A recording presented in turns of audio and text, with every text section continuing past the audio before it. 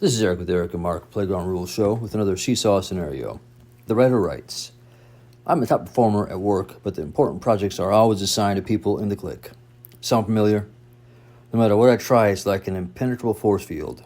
Every time there's a deadline that is about to be missed, however, I swoop in and save the proverbial day, thinking to myself, surely next time I'll be asked to be part of the A-team. But the next project comes and goes, and it's back to old antics. My question is it time to pack up and seek another employer that values me more, or do I need to figure out how to win this battle? Because if not, I'm likely to fall into this same rut wherever I go until I figure it out. How say you, Mark?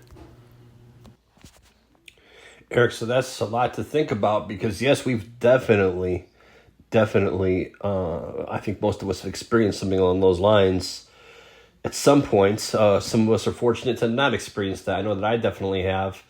I think that what ends up happening is you kind of might want to consider splitting the difference. So what do I mean by splitting the difference?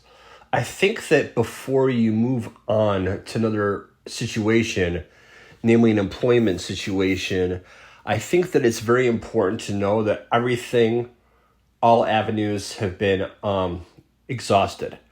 All opportunities and options have been exhausted before that happens. Say, hey, no regrets, gave it your best shot, that kind of thing.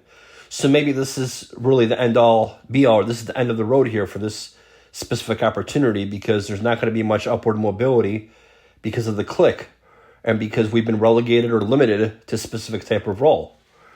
However, in the modern day, maybe because of the overload of information that's being experienced by all mediums and, managers being busy multitasking and that kind of thing, maybe it's worth it to go ahead before making an exit and draw some attention to ourselves in a positive light.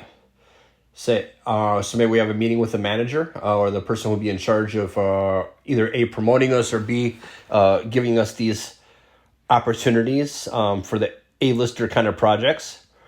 And we would come in and say, hey, listen, I feel like I've been doing really well here. I feel like I've made a contribution to the team.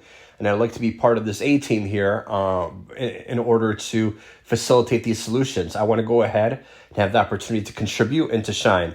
Contribute is the operative word here because contribute makes it sound like the organization itself and their objectives is as important, if not more important, than your own objectives. Where the opportunity to shine, that's nice too, but maybe that sounds a little bit more like self-directed. Again, there are arguments for and against there, but let's just say that we're going to go ahead and make it simple and say, okay, let's just go ahead and talk about the opportunity to contribute more and to be part of that A team to really make a difference.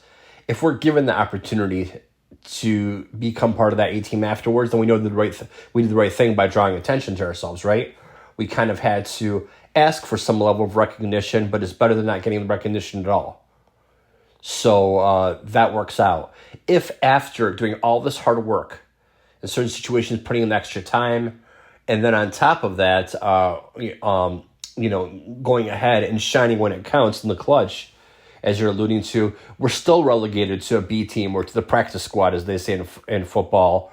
After all that time of doing everything right, then we realize that our ceiling has pretty much been hit with this organization, and it's time to move on.